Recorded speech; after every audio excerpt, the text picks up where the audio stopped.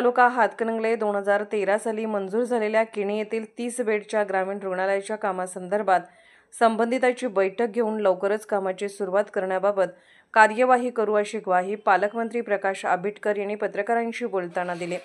येथील ज्योतिर्लिंग संस्था समूहाच्या वतीने पालकमंत्री आंबेडकर यांचा सत्कार आयोजित केला होता। वारणा समूहाचे आमदार डॉ. विनय कोरे उपस्थित होते। वारणा दूध संघाचे संचालक राजवर्धन मोहिते यांनी स्वागत करून घुणकी फाटा ते पारगाव दरम्यानच्या रस्त्यासाठी फंड देण्याची मागणी केली। यावर मंत्री आंबेडकर यांनी घुणकी फाटा ते पारगाव रस्त्यासाठी जिल्हा नियोजन मंडळातून निधी उपलब्ध करून देण्याचे आश्वासन दिले। पालकमंत्री आंबेडकर डॉ. कोरे यांचा सत्कार करण्यात आला।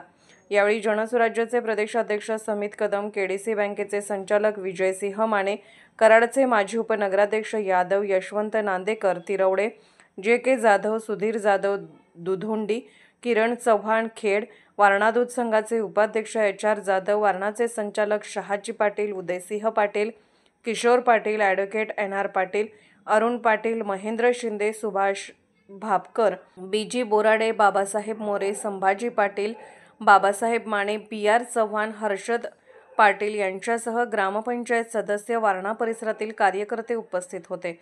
उपसरपंच केशव कुरणे यांनी आभार मानले।